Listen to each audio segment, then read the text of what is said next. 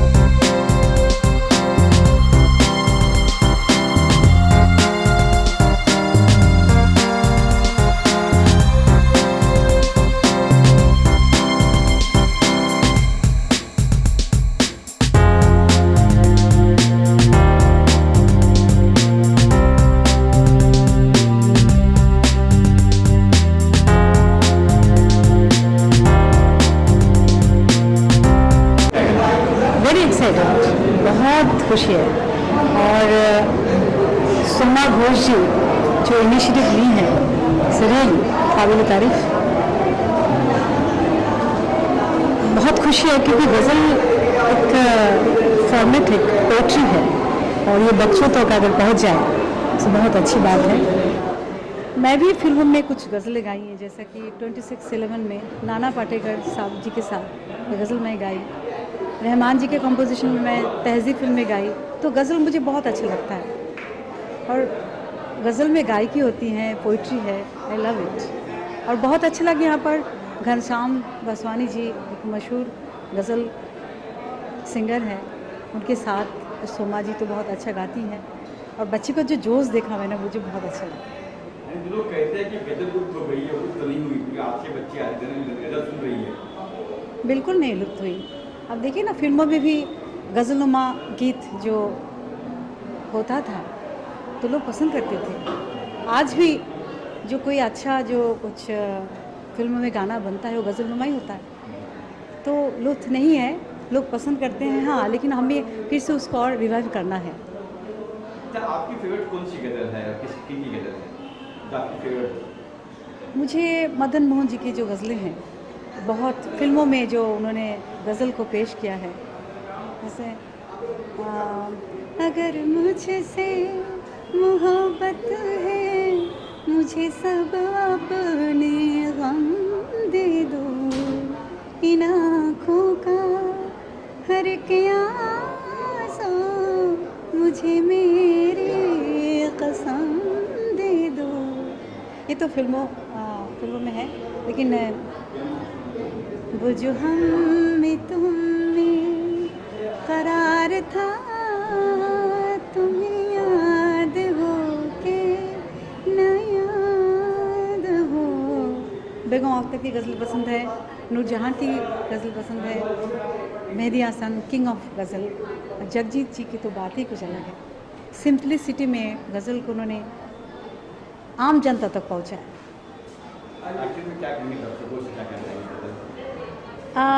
मैं बहुत खुश हूँ क्योंकि सोमा जी को मैं बहुत बहुत बधाइयाँ देती हूँ।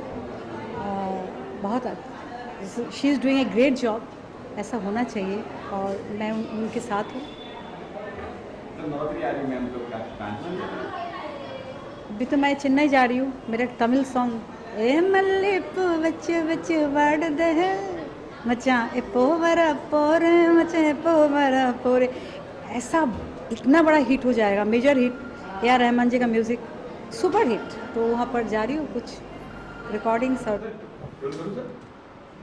हाँ रोल। सर क्या कुछ कहना चाहेंगे सर आज के इस कार्यक्रम के बारे में? खासतौर बच्चे देख रहा हूँ मैं इतने उत्साहित है जी। खासतौर गजल के लिए जी। जो लोग कहते हैं गजल लुप्त हो गई, लेकिन आज देख रहा हूँ बच्चों में इतनी, क्या कुछ कहेंगे सर? ये बहुत खुशी की बात है कि कॉलेज की तरफ से ये सौजन्य हुआ है, क्योंकि आज चाहते हैं कि हम जो नौजवान पीढ़ी है उनसे जुड़े, क्योंकि एक तो ज़बान उर्दू ज़बान है, बोलचाल की ज़बान भी आज ख़राब हो गई है, जो हिंदी तक लोग घरों में नहीं बोलते, अंग्रेज़ी बोलते हैं। तो अगर उर्दू से भी वाबस्तगी होगी तो डेफिनेटली गज़ल भी पॉपुलर होगी। और सबसे खुशी की बात है ये जो गज़ल जो फॉर्मेट है ना, ये सिर्फ उर्दू में ही नहीं, आज हर भाषा में गज़ल कही जा रही है, चाहे वो सिंधी हो, पंजाबी हो, गुजराती हो, मराठी हो, मलयालम तक में भी गज़लें कही जाती हैं। तो ये बहुत, क्योंकि ये जो फॉर्मेट इतना रोचक है ना, यानी आप सोचिए उसमें जो रिदम आता है ना, जो एक सस्पेंस आता है दूसरे मिसरे में, तो बेसाख्ता लोगों की वाह निकल जाती है जी। अच्छा, विवेक जी है, सोमा जी है, मधु जी है, हाँ जी, लोग परफॉर्म करने वाले हैं। जी जी। आपने तो किया, साथ में किया, परफॉर्म किया होगा कई बार। हाँ। आज क्या कहेंगे? तो कॉलेज में कई बार मेरे ख्याल से हो रहा है कि इतने बड़े आर्टिस्ट एक साथ परफॉर्म कर रहे हैं। नहीं नहीं, बहुत अच्छी, मैं वही कह रहा हूँ ना, आप आज संगीत जब कहा जाता है तो सिर्फ बॉलीवुड की तरफ ही लोगों का रुझान होता है, because that is popular music और वेरी पब्लिसाइज म्यूज़िक ना। तो गज़ल का भी होना ज़रूरी है, भजन भी होना ज़रूरी है, सूफ़ी है, जो डिफरेंट डिफरेंट जॉनराज हैं ना म्यूज़िक के, सबको एक मौका मिलना बहुत ज़रूरी है, क्योंकि ये हमारी विरासत है, हमारी अपनी, है ना। आप ही परफॉर्म करने वाले हो तो कौन से गज़ल परफॉर्म करने वाले हो बताएंगे मुझे? मैं अब जब ऑडियंस का रुख देखूंगा, क्योंकि मेरे पास तो बहुत कलेक्शन है, मैं कुछ अपनी चीज़ें भी सुनाऊंगा, यानी मेरी कंपोज की हुई, कुछ जग्गी जी की भी सुना दूंगा, और कुछ मेहदी साहब की एक आध अगर गाने का मौका लगे तो, या कोई फिल्मी गज़ल। लोगों को क्या, हमारा काम है जब हम लोगों के सामने बैठते हैं तो उनसे कनेक्ट होना होता है ना। एक गज़ल एक लाइन हो जाए कोई, किसी जो आपकी आज गाने वाले हो कोई, या एक लाइन मुझे? चलो एक शेर मैं आपके नज़र ही कर देता हूँ। हाँ जी। अगर तलाश करूं कोई मिल ही जाएगा, अगर तलाश करूं कोई मिल ही जाएगा, मगर तुम्हारी तरह कौन मुझको चाहेगा, अगर तलाश करूं कोई मिल ही जाएगा। क्या बात है, थैंक यू।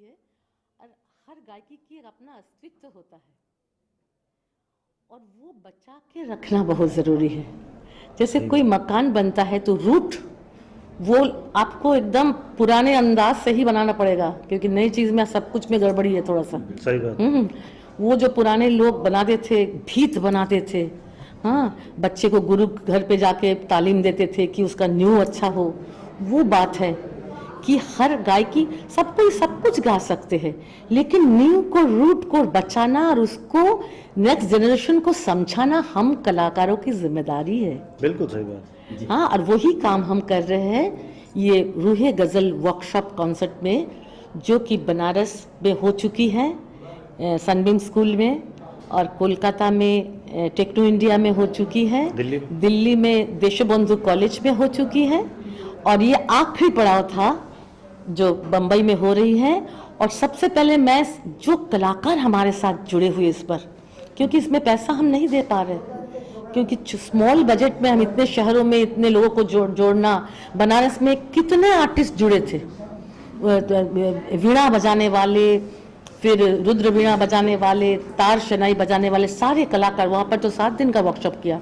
उन सभी कलाकारों को मैं हृदय से धन्यवाद देती हूँ। और हमारे जो मेन कलाकार है अनूप जलोटा जी, अशोक खोसला जी, घनश्याम वासवानी जी, विवेक प्रकाश जी जो हमारे साथ अभी खड़े हैं।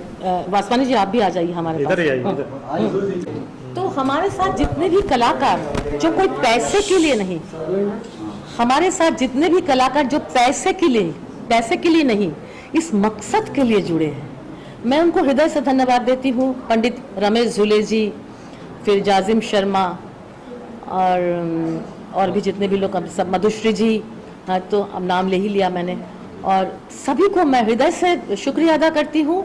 और ये सिलसिला अभी जारी रहेगी, क्योंकि आज जो संगीत हमारे खतरे में है, जो मैं महसूस कर रही हूँ कि पैसा कमाना ही जिंदगी में सब कुछ नहीं, कुछ भी तो जाता नहीं ऊपर लेके हम, लेकिन हम जो देख के जाएंगे, जो हमारे संगीत के लिए जाने जाते थे इतने बड़े बड़े, भारत रत्न बिस्मिल्लाह खान, पंडित रविशंकर जी, पंडित जसराज जी, पंडित ओंकार नाथ ठाकुर जी, बेगम अख्तर, मेहदी हसन जी, इन्होंने जिंदगी दिया।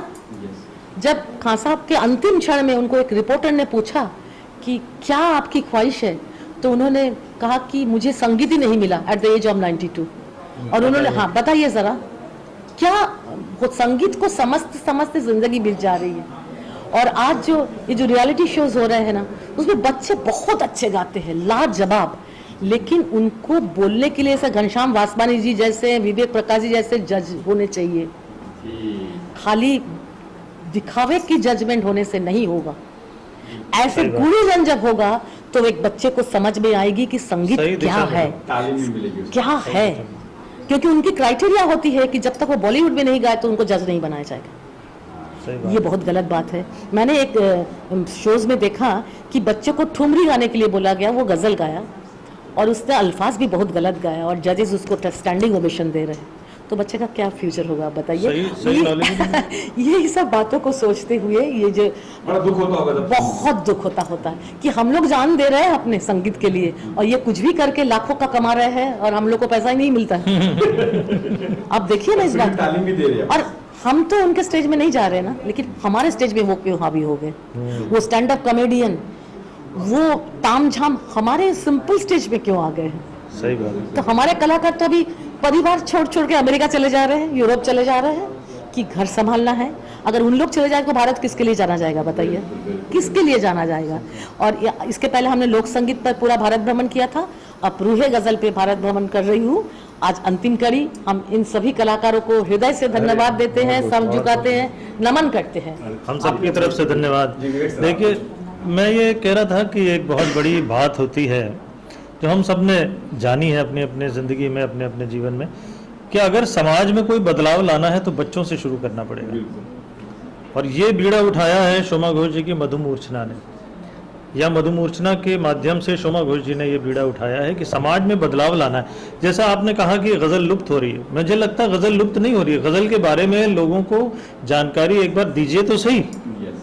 अभी आपने देखा कितना सुंदर प्रोग्राम हुआ, और हर शहर में हम ये प्रोग्राम कर रहे हैं। हर शहर में इसी तरह का बच्चे लोग जो हैं वो अप्लॉज करते हैं, बच्चे लोगों को पसंद आता है और वो दाद देते हैं, बाकायदा मज़ा लेते हैं। अभी आपने देखा जब इन्होंने गाया शोमा जी ने तो कितना मज़ा लिया। ऐसे अभी आप देखेंगे घनश्याम जी ने जब 2 शेर पढ़े तो बच्चों को कितना मज़ा आया। कोई बताने वाला तो हो उनको। अगर आप बताएंगे नहीं फिर बाद में कहेंगे कि गज़ल लुप्त हो रही थी, तो बात गलत है। आप पहले भाषा सिखाएंगे नहीं बच्चे को ठीक से, जब भाषा वो सीखेगा, भाषा का आनंद लेना चाहेगा या मतलब सीख जाएगा, तब उसे हर तरह के लिटरेचर में बताएगा। और गज़ल तो एक ऐसी चीज़ है जिसमें आप न मालूम कितनी बातें कह सकते हैं। सिर्फ 2 लाइनों में एक बात, एक थॉट, एक पूरी कहानी पूरी हो जाती है। तो आप शुरू तो करिए। और ये बीड़ा अब हम सब ने मिलकर उठाया है। हम सब बहुत सारे शहर में कार्यक्रम करके आए हैं, सब लोग हमारे साथ है ना। और अब हम सब अभी इस गज़ल की शमा को और आगे लेके जाएंगे।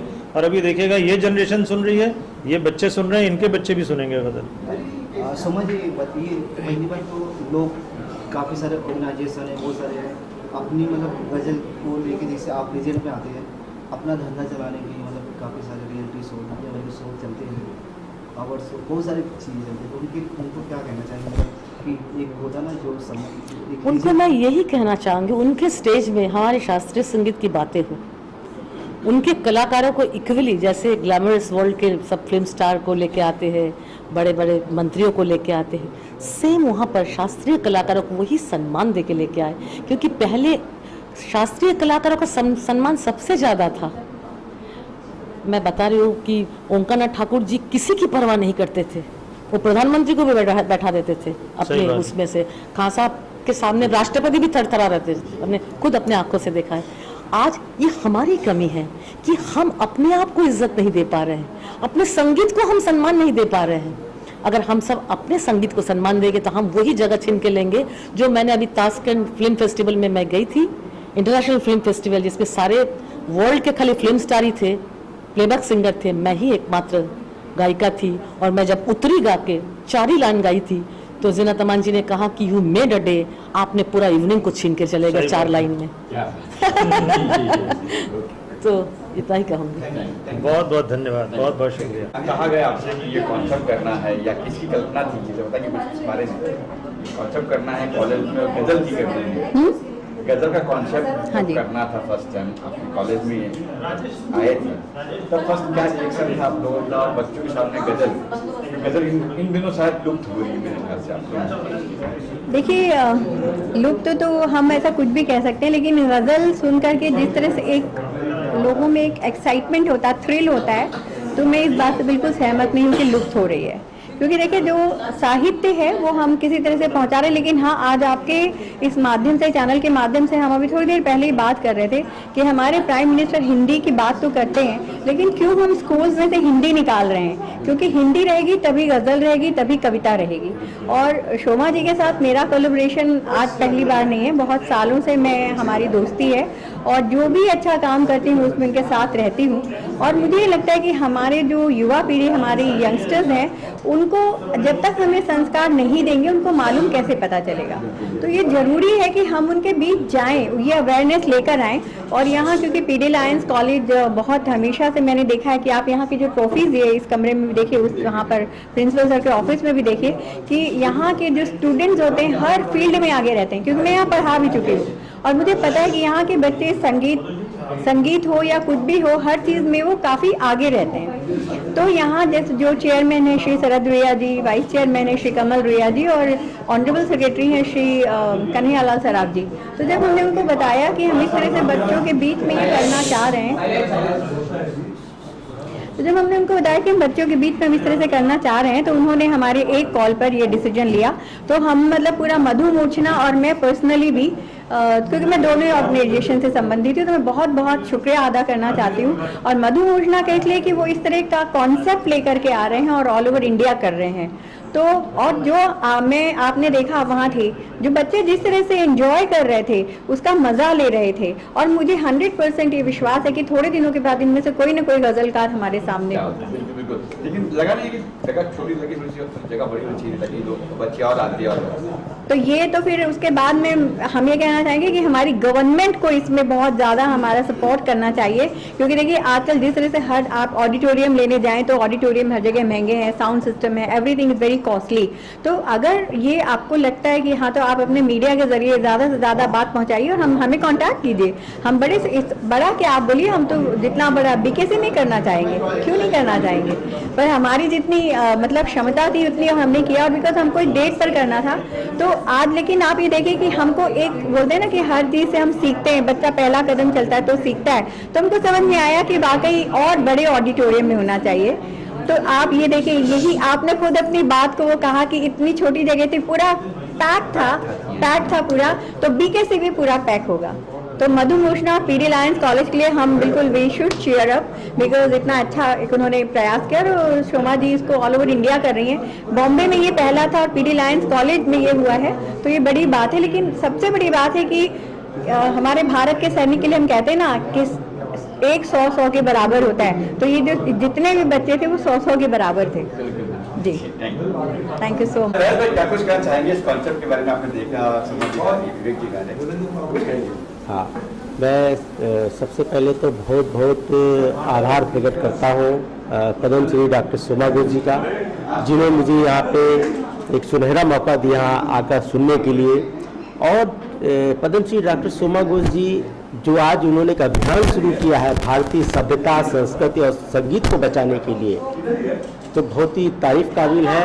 और मैं उनको मतलब कहते हैं उनकी तारीफ नहीं कर सकता हूँ, इतनी बड़ी की एक सूरज को दिया दिखाने के बराबर होता है। तो सोमा जी का, पद्म श्री डॉक्टर सोमा घोष जी का बहुत आभार है। ऐसे ही भारतीय सभ्यता, संस्कृति को और संगीत को आगे बढ़ाते रहें, यही मेरी शुभकामनाएं। आपका सहयोग किस तरह से?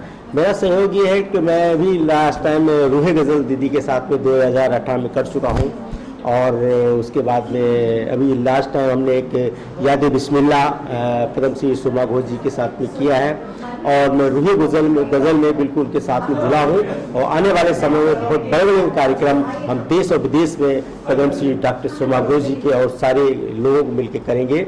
हमारी प्लानिंग चल रही है दुबई, मॉरिशस, सिंगापुर में, जो हम रूहे गज़ल को वहाँ पे लेके जाना चाहते हैं। ये हमारी सुमा दीदी से बात